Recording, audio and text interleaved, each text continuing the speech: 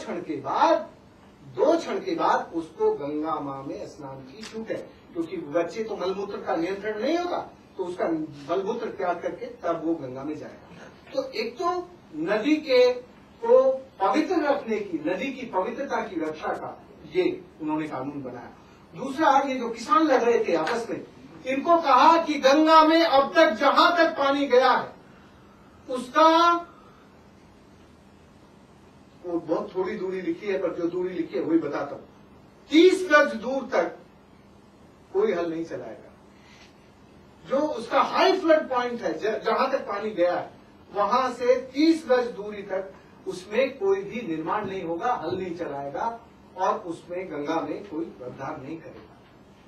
ये गंगा की पवित्रता और गंगा की अविरलता और गंगा की शुद्धता को बचाने के लिए 2,500-3 हजार साल पहले हिंदू समाज ने ये सब कानून बनाए थे नदियों की पवित्रता के लिए। और जब ये कानून बने तब नदियों को हिंदुस्तान ने मां कहना शुरू किया था। अभी तो मां नहीं रही, मैला ढोने वाली मालगाड़ी बन गई है। तो जरा हिंदुओं से पूछो कि भाई तुम जिसको मां कहते हो ये मैला ढोने वाली मालगाड़ी कैसे बना दी?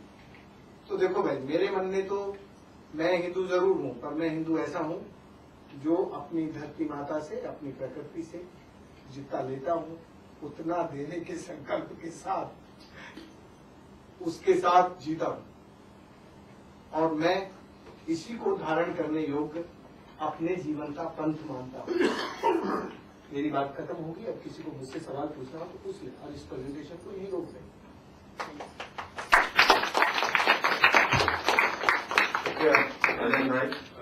मजा आया।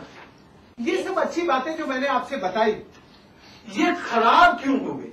क्योंकि इस पर किसी ने बात नहीं की है। ये अच्छी बातें थी, हम इन सारी अच्छी बातों को बड़ी ग्लोरीफाई करते रहते हैं। हमारे हिंदू धर्म का थोड़ा वो स्वभाव भी है अतिशयोक्ति करना। लेकिन ये सब अच्छी बातें कैसे नष्ट हो गई, इसके बारे में अभी जो नए ब्यूरोक्रेट हैं, नए टेक्नोक्रेट हैं, नए लीडर हैं जो देश को चला रहे हैं, वो लीडर चाहे धर्म के हों और चाहे सत्ता के हों, वो सब ये कहते हैं कि हमारी जनसंख्या बहुत बढ़ गई है और जनसंख्या बढ़ गई है तो पुराने साधनों से जीवन चलेगा नहीं। ये जो तुम परंपरागत जीवन और भारतीय ज्ञान तंत्र से जीवन चलाना चाहते हो, वो जीवन चलाना संभव नहीं है। वो एक झटके में अपनी बात कह के आगे बढ़ जाते हैं। ये जो इंडिजिनस नॉलेज सिस्टम है, उस इंडिजिनस नॉलेज सिस्टम में अब वो इतनी स्ट्रेंथ नहीं है कि इतनी बड़ी पॉपुलेशन को वो चला सके। दूसरा, वो नहीं कहते। ये पहली बात तो उनकी है, दूसरी बात मेरी है।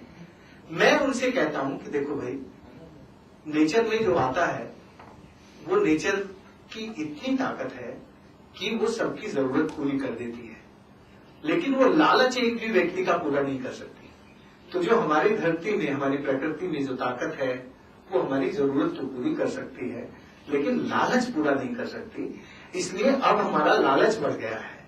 हमने जितनी भी हमारी IITs हैं और हमारी यूनिवर्सिटीज हैं, उनमें सबसे ज्यादा पिछले 50 सालों में एक्सप्लोइटेशन की टेक्नोलॉजी पर बहुत काम हुआ है। वो एक्सप्लोइटेशन आपकी नेचर का करना हो या धरती के पेट का करना हो। अब आप देखिए, धरती का पेट, जब हमें आजादी मिली सब जगह धरती के पेट में पाया गया।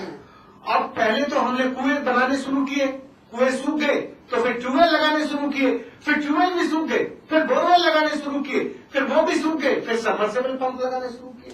तो हमारी जो एक्सप्लोइटेशन की टेक्नोलॉजी है उसका कोई डिसिप्लिन नहीं है, कोई नियम नहीं है कि यार कितना एक्सप्लोइट करना चाहिए, कहां तक करना चाहिए।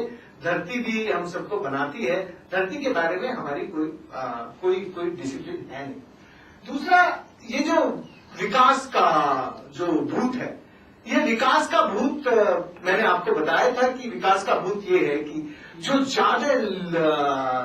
ज्यादा चीजों पे कब्जा कर सकता है वो विकसित है, जो ज्यादा लोगों को नियंत्रण कर सकता है वो भी विकसित है, और जो दूसरों को अपने नीचे रख के थोड़ा दबा के रख सकता है वो विकसित है।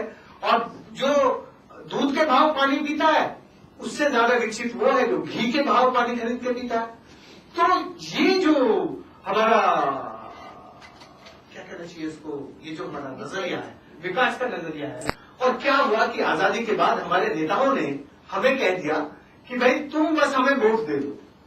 वोट देने के बाद सारे काम तो हम कर देंगे, तुम्हें पानी भी पिला देंगे, रोटी भी खिला देंगे, तुम्हारे लिए हम अनाज देने के लिए क्या मनरेगा नरेगा पड़ेगा और कुछ ले आएंगे, सब तुम्हारा पेट भरेंगे।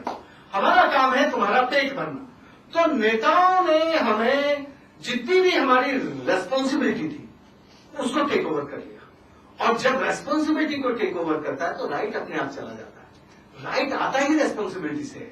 जो लोग अपनी रेस्पॉन्सिबिलिटी को पूरा करते हैं उनके राइट को कोई छीन नहीं सकता। तो हम लोगों ने हमारी जो स्टेट में हमारी सारी चीजों को टेक ओवर कर लिया। और भाई मैं समझता हूं कि इस शिक्षा ने हमारे नजरिए को बदल दिया।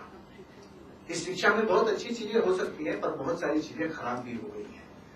तो ये जो आधुनिक शिक्षा है इसने हमारा बहुत कुछ बिगाड़ा है। जब कोई सवाल पूछेगा तब मैं विस्तार से बता दूंगा। और एक तरह से जो हमारी इंस्टीट्यूशंस थी, जो हमें गौरव देती थी, स्वाभिमान देती थी, वो सारी कम्युनिटी इंस्टीट्यूशन डिसइंटीग्रेट हो गई, सब बिगड़ गई, सब टूट गई।